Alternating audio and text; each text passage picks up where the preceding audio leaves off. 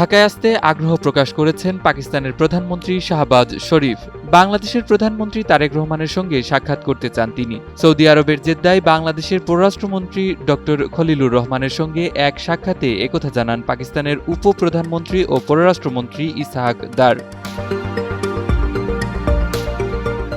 আজ শুক্রবার ২৭ ফেব্রুয়ারি জেদ্দায় ওআইসির ফিলিস্তিন বিষয়ক কার্যনির্বাহী সভার ফাঁকে দুই পররাষ্ট্রমন্ত্রীর সাক্ষাৎ নিয়ে বাংলাদেশের পররাষ্ট্র মন্ত্রণালয় জানিয়েছে, পাকিস্তানের পররাষ্ট্রমন্ত্রী প্রয়াত সাবেক প্রধানমন্ত্রী খালেদা জিয়ার সঙ্গে তার সাক্ষাতের কথা স্মরণ করেন।